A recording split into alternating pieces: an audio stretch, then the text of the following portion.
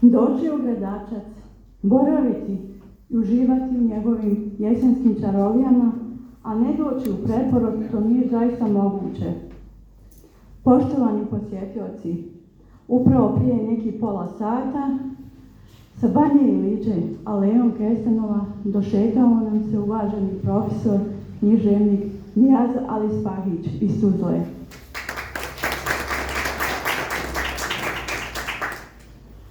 Poštovani posjetioci, došao je da s vama se druži, da oživi neka osjećanja na uspomene na Gradačac, jer proveo je u Gradačcu nepunih 7 godina. I želio je, inače kaže, da mu je Gradačac nosi u srcu i na duši. Kroz večerašnju noć voće nas moderator, uvaženi gradačački književnik Vahid Klopić.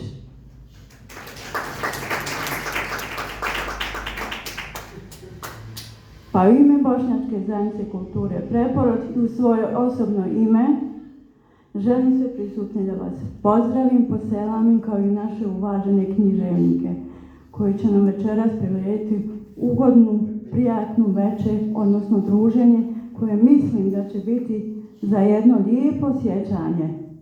Pa tim povodom zaista pozdravimo još jednim aplauzom. A sada vas prepuštam uvaženom moderatoru Vahidu Klopiću. Zahvaljujem na pozornosti. Hvala, Nadira. Ja se nadam da se ovako čuje, da se ne priče previše mikrofon. Hvala vama svima što ste tu, dobro vam večer. A prije svega hvala čovjeku koji je došao ovdje da se malo u Gradačcu oporavi, pa smo odmah iskoristili priliku da malo i popričamo, jer da taj oporavak bude i onako malo ispunjen i onim duhovnim dijelom, ne samo to da se pliva u bazenu. I razboli se u bazenu, tako. Svega bude. Jako mi je drago što smo večeras ovdje, što je Nijaz Alispahić među nama nakon poprilično godina. I ako misli da smo nas dvojica, ako mislite vi da smo nas dvojica nešto smišljali, nekakav scenario ili nekakav sinopsis za ovo, nismo. Danas smo se vidjeli i ispričali, a nismo puno pričali o tome šta ćemo pričati. Tako da sve što se bude dešavalo spontano je, pa sad nek bude, a najviše bi volili kad i vi učestvovali u svemu tome, pa bi onda bar popunili ovaj prostor sa još više ljepote. Ja ću početi sa nečim što će biti malo duže, jer mi je profesor rekao da ja malo duže pričam nego on, jer on se ne osjeća dobro. A ne osjećam se ni ja baš nešto našto sjajno, pa onda ne mogu ni ja dugo. Pa tako da ćemo mi to nekako poravnati. Bio sam ja drugi razred, dakle bili smo mi, moja generacija ljudi je bila drugi razred gimnazije. Profesor nam je predavao i ta predavanja su uvijek bila drugačija nego ostala. I bila su uvijek iznenađenje, nešto se uvijek priredi novo. Malo blesava. Ba nisu bila blesava, bila su fantastična, ali je u jednom momentu, pazite, to je bilo vrijeme, dakle, 77. godina, kada je bilo, pa poteško vidjeti uživo čovjeka koji piše. Nije bilo puno ljudi koji su objavljivali knjige, koji su pisali. I profesor je došao na jedan čas, toga se vrlo dobro sjećam, i rekao nam je, sad ću vam pročitati pročitat ću vam 2 priče. I pročitao nam je priču Mejt, priča koja je fenomenalna i koja je dobila niz nagrada. Druga priča je bila priča Kamara, gdje je bilo onako malo vrckavo, pa je bilo malo i erotično i svašta se tu da pa su se mi malo smijali, mi smo bili imali smo 16 godina i sve nam je to bilo simpatično, ali cijelo vrijeme smo odjednom počeli da pred sobom vidimo pisca. Dakle, naš profesor je pisac. Proći će godine. Nijaz je tog polugodišta otišao u Tuzlu. Mi smo nastavili školovanje, ja sam otišao na fakultet i bio sam, čini mi se, 3. godina, a to je bio jedan period u tom vremenu 80-ih godina kada se jako puno čitalo. Redovi su tad bili i za kafu, jer su bili oni bonovi, bilo je svašta nešto, bilo je tu, te godine nisu bile baš godine izobilja, ali su bili tada redovi u knjižarama. U knjižarama se čekala najnovije izdanje neke knjige u redu da kupiš. I dođeš na red i kaže, rasprodale se knjige, nema više knjiga dok ne dođe ponovno knjige. Neki prevod, nekog stranog pisca, domaćih pisca. Ja sam, dakle, umjesto u tržne centre mi smo išli u knjižare i gledali najnovija izdanja. I ja sam ušao u veliku knjižaru od Svjetlost, kod Ekonomskog fakulteta i tamo sam na jednoj polici ugledao knjigu Vrtovi sirotog Halimije, Nijaz Alisparović. Tada sam znao, dakle prošlo je to 7 godina od tog čitanja na času, tada sam znao da su u stvari te priče o toj knjizi i da je to ta knjiga o kojoj nama govorio i ja sam tu knjigu kupio i donio je kući, čitao naravno i tako dalje. Donio sam je kući i tad sam ja formirao kao mlad čovjek, formirao sebi nekakvu biblioteku, da ja imam knjiga, da imam tako to složeno nešto. I onda je došao rat. Mnogo važnije, neke stvari su se spašavale, nosile, a moja kuća je u Mionici i nekako je bila bijela i nekako je bila tako izazovna meta za tenkove i kuća je oborena do temelja. Skupa s tom mojom kućom otišla je i biblioteka i otišli su i Vrtovi sirotog Halimije. Valjda su otišli u neke dženecke vrtove i tamo su, čekaju nas. Tako sam izgubio tu meni vrlo dragu knjigu koja je studentima tog vremena, a sjećam se studenta Filozofskog fakulteta, da su u Vrtovima sirotog Halimije vidjeli novu bosansko-hercegovačku pripovjednju. Vrlo značajna knjiga u bosanskoj književnosti. To je bio početak. Kasnije će, odnosno u tom periodu, kada je otišao u Tuzlu, radivši u pozorištu, mogu reći sljedeće, da su vrlo rijetki autori, na prste jedne ruke se mogu nabrojati kod nas, koji su se bavili i pisali sve. Dakle, i prozu, i poeziju, i drame, i dramatizacije, libreta za opere, monografije, scenarije za filmove i televiziju, novinske kolumne, eseje i sve ostalo. Sve je to radio kroz svoju profesiju Nijaz Alisparović. Rijetko je ko od pisaca radio sve to. Uglavnom su se opredjeljivali za jedan žanr, on je radio sve. To je nešto što je veliko blago i veliki talent na kraju krajeva i veliko znanje. Ja bi za početak toliko rekao o Nijazu, ali bi volio sad da on govori malo o tome kako je njemu bilo u gradarstvu, jer smo malo gradača dotakli kroz taj moj drugi razred i taj život u gradarstvu i početak Kikićevih susreta, čiji je jedan od osnivača Nijaz Alisparović, jedan od rijetkih živih. Da vas pozdrav. radim.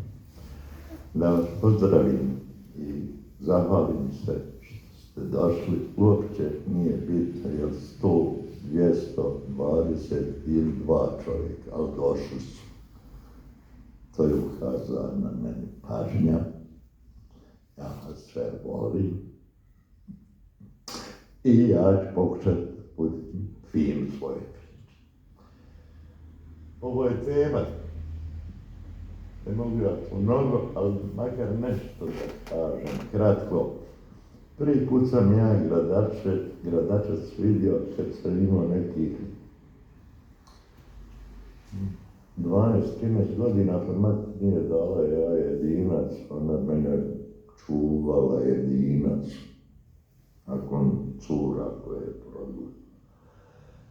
I tamo je bila udata za Ganbegovića jednog, moja neka dalja rodica iz Kozluka, Fazija Bektašević. I tu je dolazio sad sin Fazin Hamzalin i bili smo komšije. I hajde ja idem u Gradačac, u Strešnje, na Humke. Kasnije sam na Humke išao stalno s djecom, po 10-11 djece, komšin po teplom Pavlov ide. Čeka nas Šida, čeka nas Numan, star. Djeca tako u pogače, komare, vruće, kajmuka, mi Trešnje igramo. I tako je. I tad sam prvi put vidio Gradačac i Trešnje su bile. I dogodit će se da 70. godine doselimo moja draga, koju znate, i budemo u Gradačcu 7 godina. To su najljepše godine u mom životu. Tu sam napisao ovu knjigu i još jednu, za tih 7 godina, objavio, već pročuo se u Odijeku, u Životu, časopisu, u Zagrebačkom telegramu, ne znam, pročuo se. I tako je to počelo, ali ja nikada nisam zapostavio moj rodni Kozluk. Nešto kasnije ispričati jednu kazu od mene. I nisam nikad zapostavio Gradačac kao neku ljepotu, čudo. Bio sam prisutan na televizijama svim, do Kijeva, do Moskve, do Londona, do Beča. Pa kad imam priliku, ja malo o Gradačcu. Ko ne zna ovu priču, ko ne zna šta je dženet na ovome svijetu. Nek ode u proljeće, kad haraju voćke, kad se zelene livade, kad ptice pjevaju u ta pitoma brda, pa dole daljina ravnica. Nek ode, pa će se uvjeriti da je to najljepši, ne gradić, nego grad, ne mleće na svijetu. I onda smo tako deverali. Pitaj, ako reci da mogu pitati ono što hoće. Da, može, ali ovo je sad vezano malo za Gradačac i taj odlazak u Tuzlu i prelazak u novi posao u pozorištu je obilježen nečim što je specifično, a to je opet vezano za Gradačac. To je drama Zmaj od Bosne. Kako je nastala i kakvi su sve problemi bili sa njezinim izvođenjem? To je bilo 80. godina prošlog vijeka. 86. izvedena, pošto si ti zarazio s pozorišta, ti znaš šta je prvo izvođenje. Ali je bilo problema, jer ja ću vas podsjetiti na to da su u udžbenicima čak stojale kvalifikacije pogrešne, da je Husein Kapetan Dadaščević 30. na 40. godine prošlog vijeka, 832.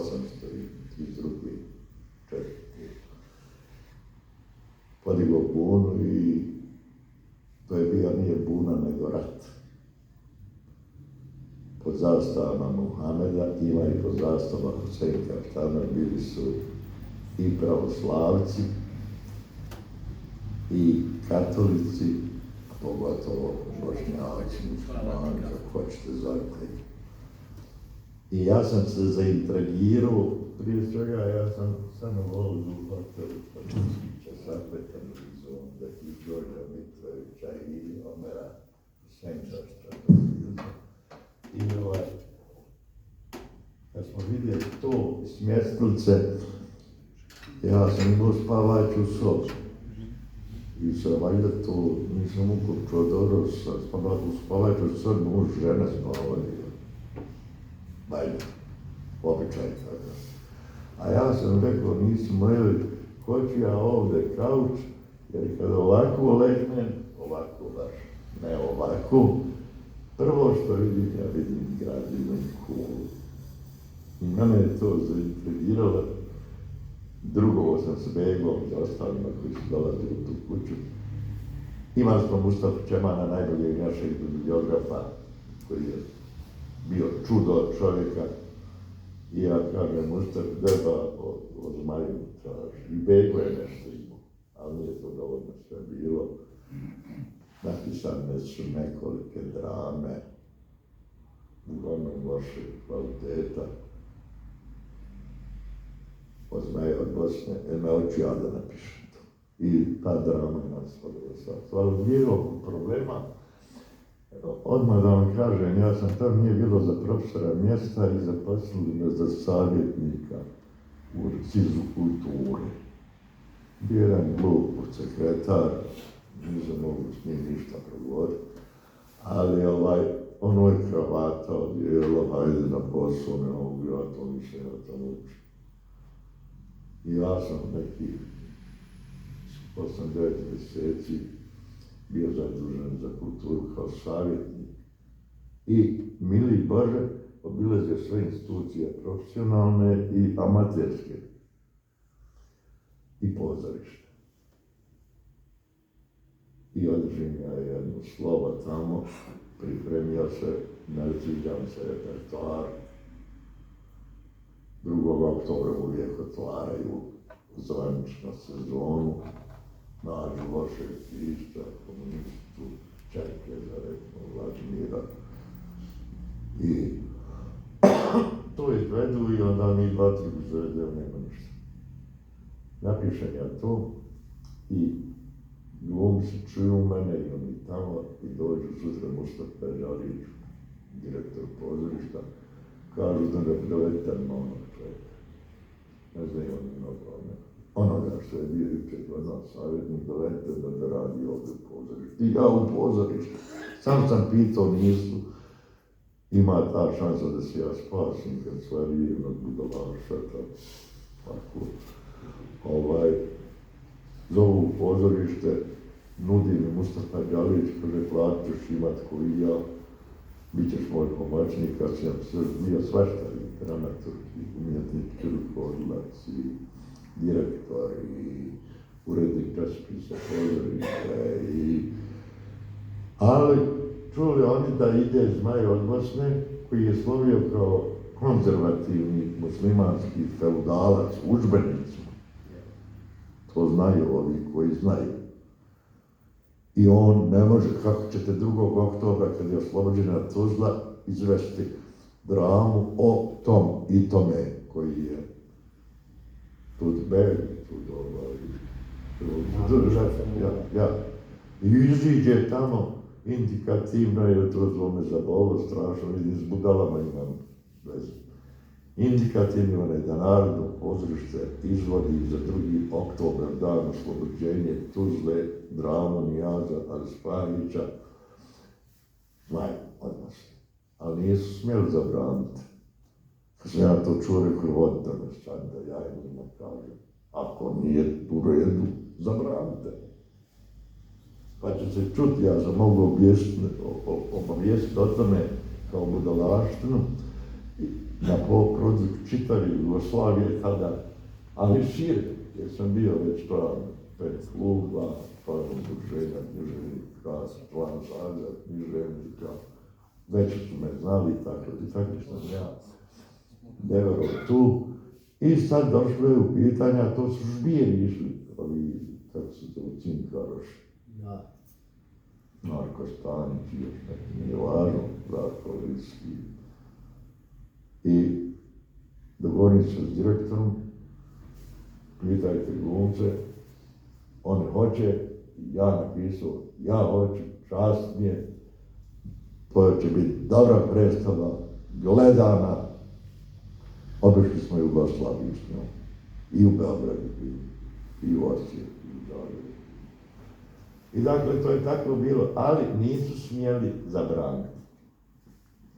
Pustili sam ja dobio onu, kako se to zove, Pa neki pečat, ja. dobio neki beljek, pa su onda me napadali kasnije. Svašta su radili, ostao sam čitav i pametan i nisam dao na sebe i izvojevo velike pobjede prema tim budalaštima. Evo ti da prosim. Upravo ovo što smo pričali, imanentno je jednoj kazi da pročitamo. Svakako. Samo da nađem, ponio je tri knjige. Evo je. Evo, znaš kako se zove pjesma? Biranje glave.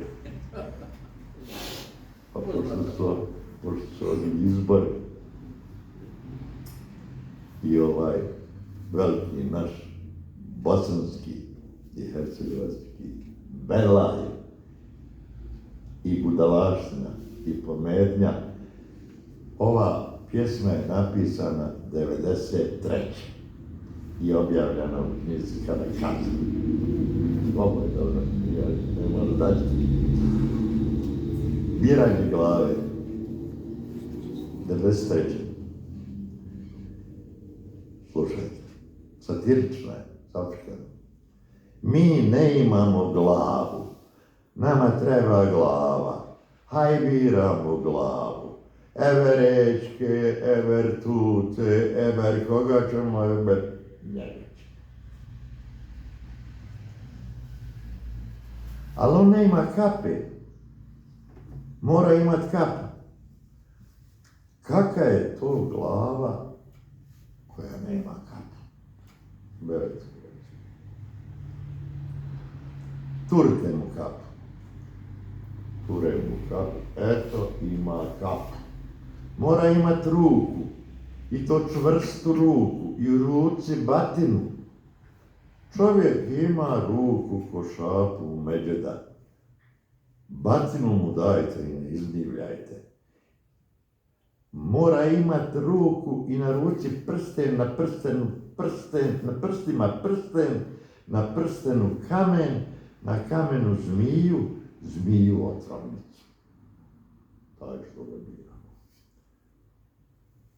Kad se neće pojavi, da se drugi dive, da se drugi plaše, da u strahu žive, čovjek ima ruku i na ruci prsten. Prsten ćemo naći, kamen ćemo naći, zmiju ćemo naći, ako treba živu ćemo naći. Hajde guju, fatajte i ne izmijajte. Kad je tako kako je, zato u glavu zvamo. Blago nama svima, izabrat smo glavu, nama glava ne treba, sad imamo glavu. Šta će nama glava, šta će nama pamet, šta će nama jezik, kad je glava pametna, kada glava govori, ostalo je lahko kad imamo glavu. Ako treba za glavu, pašćemo i travu, ako treba za glavu, daćemo i glavu, jer trava je trava, a glava je glava.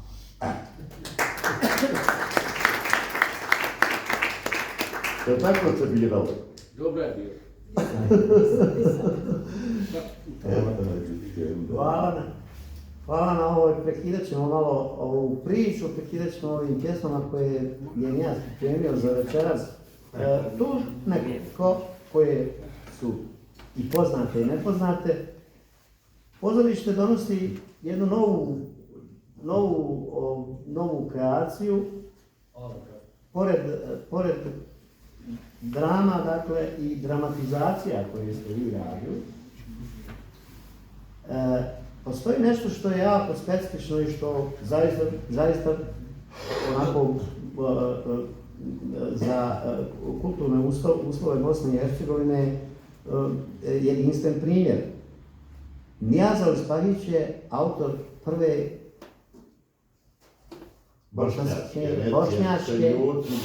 bošnjačke opere, što je velika stvar.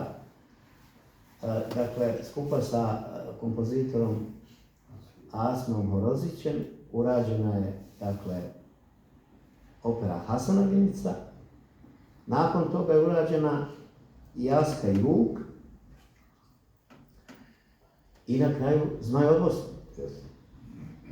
Dakle, šta je i kako je, to je zanimljivo.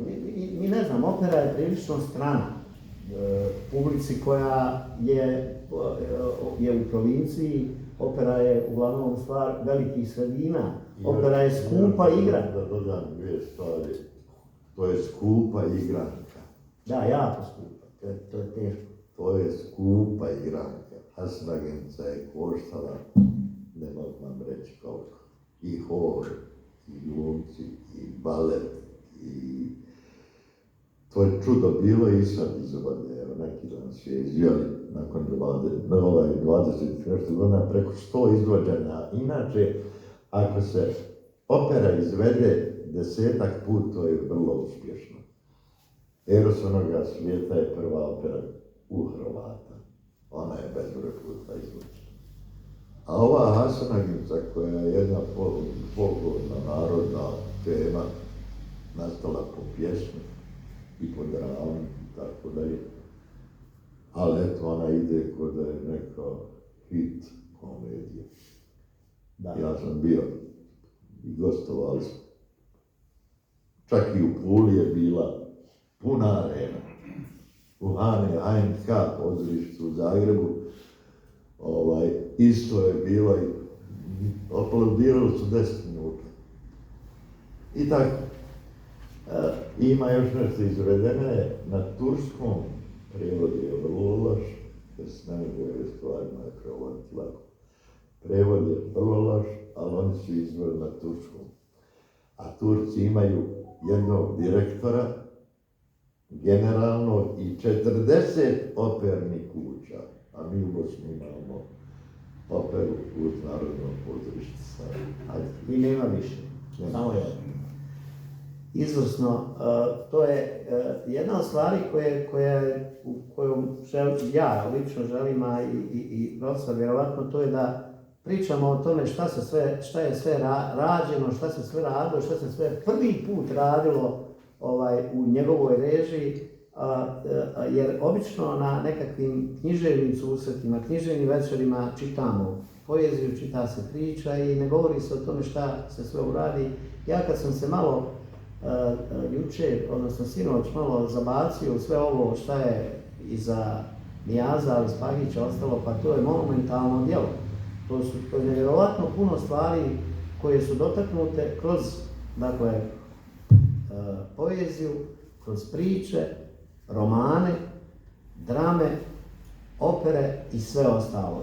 To je toliko puno materijala, to je toliko puno ideja i toliko puno realizovanih ideja da je to stvarno jedno malo čudo i rijetkost u Bosni i Hercegovini. Dokaz za to je, danas smo baš nas dvojica pričali, dokaz za to je da je to međunarodni festival MES u Sarajevu primijetio, dakle međunarodni i najugledniji festival u Bosni i Hercegovini primijetio i dodijelio zlatni Lovorov vijenac za životno djelo za doprinos u razvoju teatra u Bosni i Hercegovini.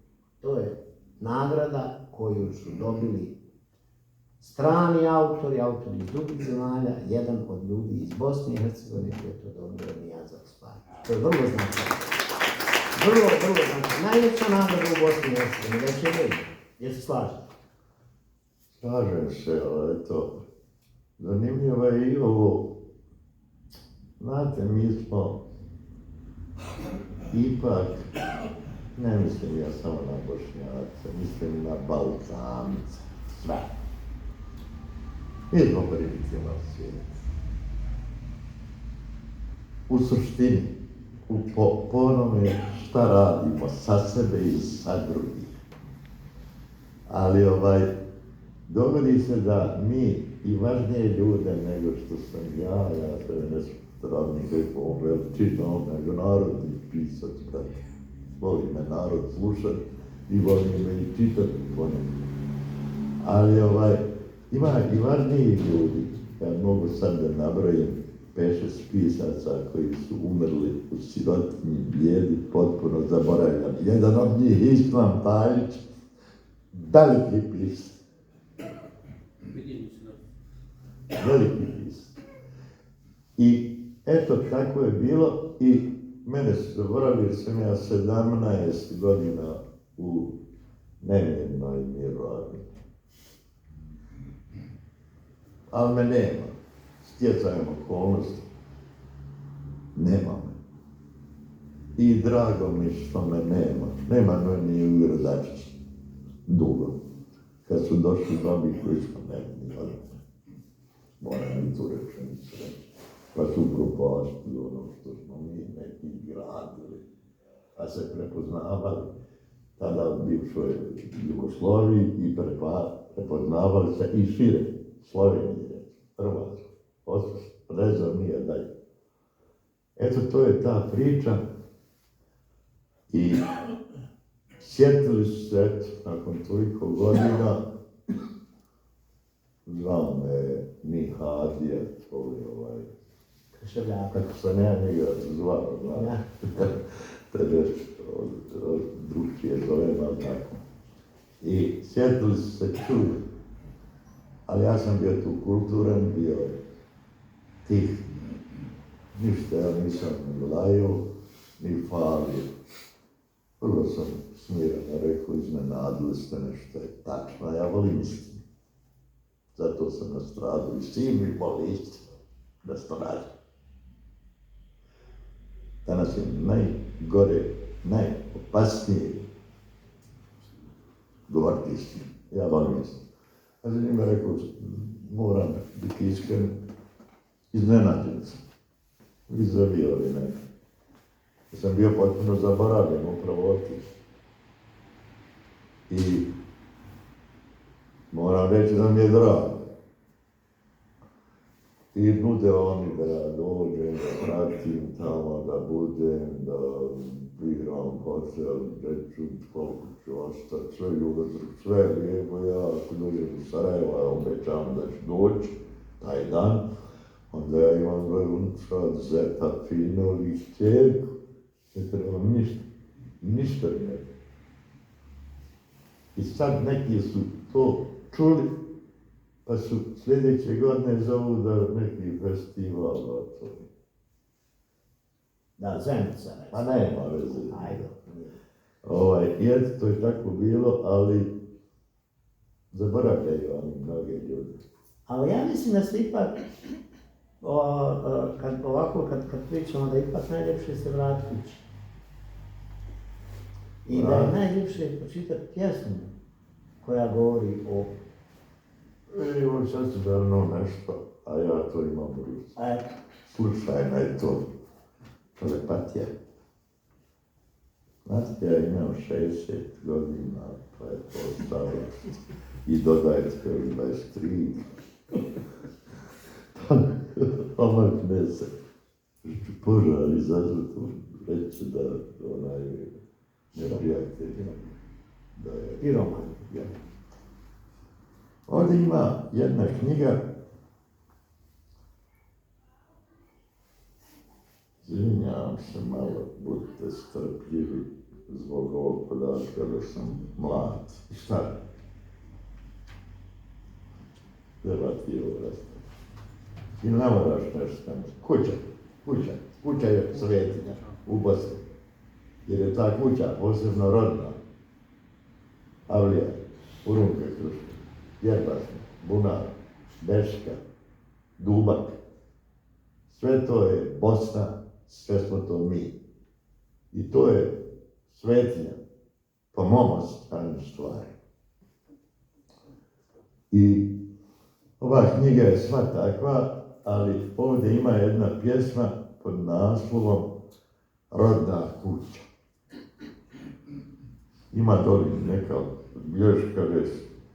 U srcopisu bosanskog jezika riječ kuća za sva vremena pisat će se velikim početnim slavom. Nešto je on dodao. Naravno, rodna kuća i zavičajnost, grad. Kozluk volim, Podrinje volim, Skočić volim, Kulagrad volim. Rastopim se sad ispod lijevih robara, ovako srce radi kad ja krenem ispred od Tvrnika prema svom Kozluku. I prvo što vidim džami koji su srušili, pa se napravili drugi, nije važno. Rodna kuća je nešto, ovdje ima jedna bilješka, o tome ne mogu da je nađem, ali ja ću već na pamet mislim da znam. Rodna kuća.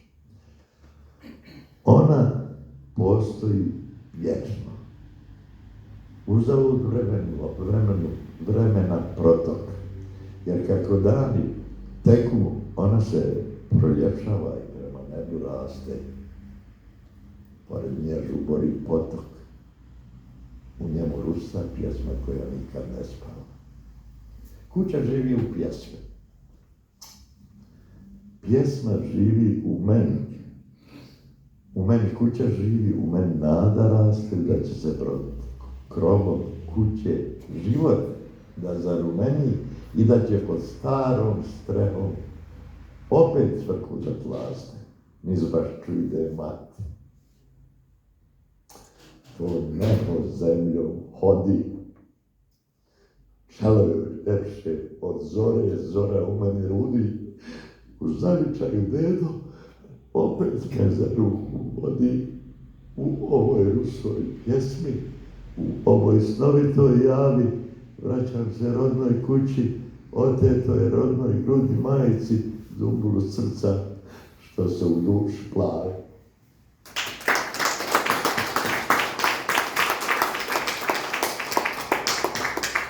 Ne treba da ovu pjesmu ponovim. Ništa. Svjetlost. Poezija je to. I život je to.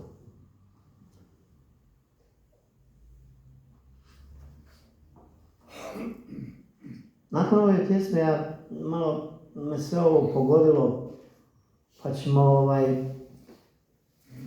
samo malo da se odmaknemo od poetskog dijela, malo na ovaj monografski dio, jer to je važna stvar u okviru rada koji si imao. Leda Salignjana je jedna izvanredna monografska građa, jedna velika kulturna istorija Tuzle. Objavljena 1997. godine i još uvijek svježa i aktuelna. Kako je ona nastala i kojim povodom i kako? Kako je nastala, nismo mi spominjali Aleksemu Hranića. U Tuzli je bio Dragiša Cvjetković, 5 knjiga Hronike, neprocijenjive vrijednosti tada, a ja držim da je i do danas to vrijedno. A ja sam bio isto neka vrsta hroničara ili kroničara, kako hoćete, jer sam bio i glavni odgovornik časopisa Pozorište. I zanimljivo je, pred agresiju, dakle, 1991. u drugoj polovini i 1992. u samom početku, u oslobođenju sam imao, kako se zove, kolumna. To je objavljeno 68 tekstova, 3-4 stranice, imao sam ja srijedom rubriku Tuzlanski kulturni krug koji od Tuzla je i ovo. Kao, kako kaže, kanto, kao oblast. Ja. I sa ženom sam dogovorio da iz te knjige gdje ima ti 68 kolumni objavimo kao predagresijsku hroniku Tuzle i okoline. Dakle, ušlo je u tu knjigu, to je jedan dio ovakvog doma, jer knjiga ima preko 500 stranica. Onda pozorište. Mi do sad nemamo istoriju Tuzlanskog narodnog pozorišta napisano. Imamo nešto drugo, opet ali Spajić to uradi. Pa ima fotografiju. Sve predstavljeno izgledano toj knjiga. Pa sam, recimo, prikazivao pored ostalog i knjige objavljene. Malo prije sam rekao Ismail Halić, to je veliki pisac. Ja sam recenzirao njegove knjige, pa to nisu bile recenzije, lafna nešto, nego pročitam oduševnik se, a Bog dao da znam to napisati. I ti tekstovi vezani za kulturu, za izgleda knjiga, za događaje kulturi, Tuzla je vrlo, opet disperzna po formama praćenja kulturnih zbivanja bilo. I tako je, to se gomilalo i sad je, to je Ledi bilo 20 godina, sad je prije 22 godine je objavljeno. Čini mi se, poslije agresije. Da, jesmo. Odmah. I ne znam, bilo je tu nekih koji sam shvatio, da je to da čak ima dobro i da ostane. Onda sam ja bio prijatelj sa Ismetom Mojezinovićem, Memom Derviševićem, to su slikari, Kmečićem, galerijom. Pisao sam i o slikarima, ali nisam ja istoričar umjetnosti. Ja sam to što jesam, sve što znam, ali nisam ja kritičar likovni, ko što je Ati Kujundžić Rahmetli bio odličan kritičar. Vojo Ujanović. Mirko Marjanović, ne znam, ja sve. Da, i to svakako imamo i mi smo štampali knjigu, toliko je dobro opremljena. Fantastična kao što je i Hasana Inca, opera i drama izašla pa onda je ponovljeno to na engleskom jeziku, tako da nije važno. I tako je nastala. Dakle, jedan dugogodišnji rad do rata. Pa onda smo još radili nešto pa dodali to, mislim da je 1998. Pa je bilo još tu. Ja sam otvorio izložbu sa ovom Zdravstvu Novaku u domu armije 1993. I ja prečitam Biranje glave. Zapravo kažem nešto od prijateljima, šta je Zakon Novak dobro slika. Mi smo prijatelji. Nešto kažemo o tom što smo bilo i kažem, ja sam na pišćenju plesmu u časove izlužbe i mog prijatelja pročitam to. On ovako nešto i svi pomigo, že nije nikako nego podsjetio. Jer je bila 93. godina. A doveli jedan, ajde na pišću. Kako ti izabrali glavu? Ajde. Idemo dalje s pjesmom. Šta ćemo mi naći? Da nešto nađemo novo. Ja tvrdim da nećemo tu. Ne. To je začekano. Ej, hoćemo razinu, hoćemo jednu ljubavnu, možemo? To je vrlo važna tema, ljubav. U 83. godini, to je super. Jođeca, malo da pričati malo. Pa novo nemam šta pričati, sad sam se ja izgubio. Eto, ne možemo naći. Nisam se ja izgubio, ja... Jel se ljubav spomene, odmah se pogubi čovjek. Čuti? Ej, ovo treba čuti, to je toliko dobro. Čekaj. Znači, na kraju negdje. Imao sam jednog profesora koji je uvijek govorio da treba naučiti sadržaj. Imam sadržaj. Ma ima, ali teško naći, bolno bio. Naćemo sad, budite strpljivi, fina je da čujemo tu pjesmu. Evo, evo, 96. stranica. 96. 80. Inače, sve što se sad čita iz knjige koja je pisana rukom, pa je malo to poteško. A kakva je ilustracija, jer ovo sam ja i crto. Ja imam tu i crteža. Pazi, razina kaza. Nemoj da zamiješti. Kitim jednu kazu sa tugom u srcu. Odmah u početku u nju meće vrazu. Da uljepša kazu. Jer raza je curetak, prva moja kona, islamova šećerka svilena bombona. Kada sunce zađe, moja kona raza na penđeri zađe i mjesec izađe. Mjesec lola stara, pa onako s neba namiguje razi, šta će mjesec ludi u raznoj kazi. Popnem se na trešnju i na mjesečni, berem trešnje razi, a trešnje rumene i od meda slađe, zato im je mjesto u raznoj kazi. U raznoj kazi. Zvižduhom se javim. Zvižduh ode nazi. Bože, što će naza u raznoj kazi? Raza se kikoće i jezik mi plazi. Mene niđe nema u raznoj kazi. Džabe sam se nadu da ta lijepa raza mjesto materna bude moja maza. A onda sam saznao, baš od tetke Sene, raza voli drugoga, ne voli mene. Tugovati neću, ni skakat udrinu, ali se vješat hoću oko vrata nazi, nek uzinat ide, bude zapisano u raznoj kazi. Kako stvari stoje, od ljubavi moje, prema lijepoj razi, ko uvehlo cvijeće, ostaće sjećanje u raznoj kazi.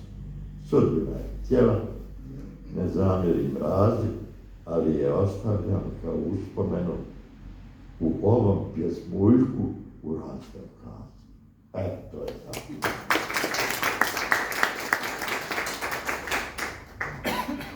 Jesmo završili? Nismo završili, trebamo samo da napomenemo nešto što je najnovije. Trebali bi reći, s obzirom da u gledačstvu nije bila promocija, a možemo je i napraviti. Znači, roman od prije 2 godine, je li tako? 2 godine, roman Putopisi s onog svijeta. Odličan roman koji je dobro prokomentarisan, izvrsne kritike, ali ovdje nije promocija. O čemu se radi? To je s onog svijeta, da vidiš ti šta ja razgovaram. Ovaj junak, nema veze, kratko ću reći, ovaj junak tog romana, Putopis s onog svijeta, umire u prvim redovima tog romana, na Lopudu, otoku kod Dubrovnika, a bio se spetio s nekim Čehinjama i umre. I tu počinju putopisi na s onoga svijeta, a ga vode sa puti u ono susreće. Nama sam ja napravio, jer u književnosti je sve moguće. Umjetnost, to da znate. Herodot je istorija. On je uzuse istorije napisao. Istorija samo. Zanimanje, pretpostavka, datum, činjenica, izveden zaključak, istina, najvažnija, sad mi imamo 4-5 istorija ovdje po Jugoslaviji, svi imaju istoriju i sve različite. Da. A umjetnost, to je ars poetika ovoga Platona, ona kaže, umjetnost govori o onom što bi se moglo dogoditi, ne mora se dogoditi, nije se moglo dogoditi, ali što bi se moglo dogoditi. Zato je taj i roman, ja dole susrećem u Skufije, napisano prvog rječnika. I dovodi sve u pitanje. I da ne pričam dalje, roman je bezobrazan i svakav, i mudar, i budalast, i šut, dugo ga pisao.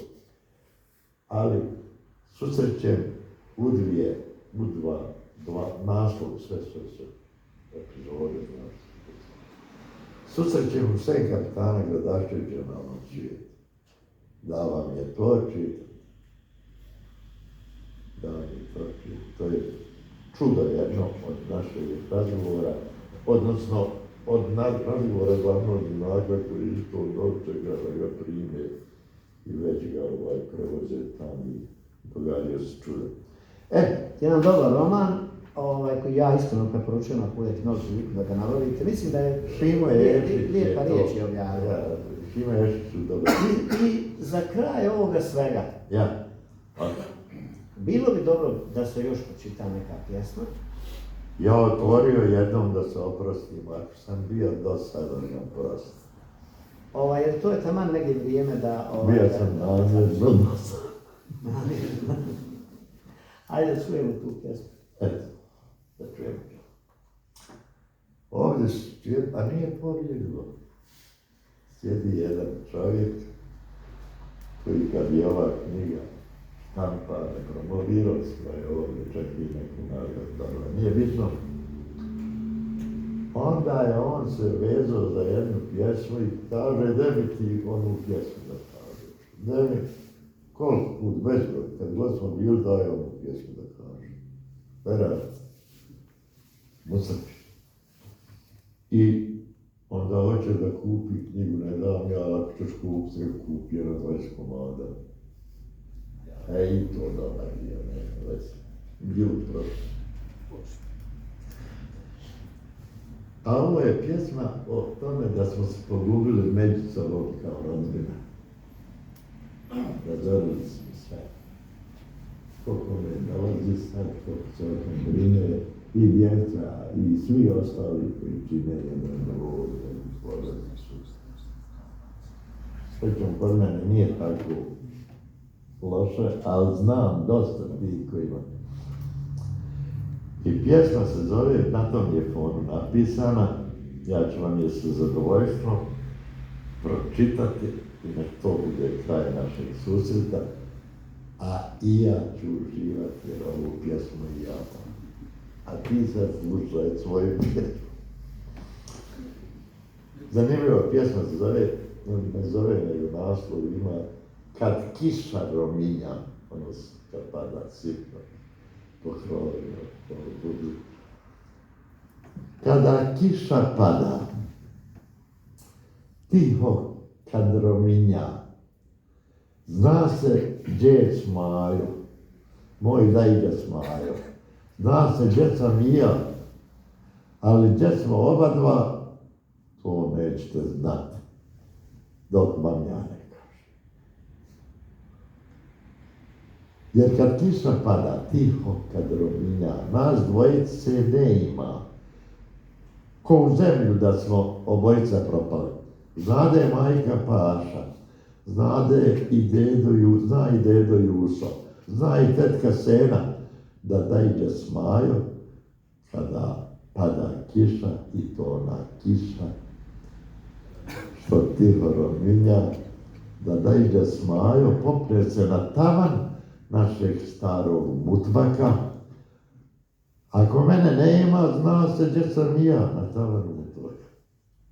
Kod dajđe Smaje, nas dvojica, sa dajđom Smajom.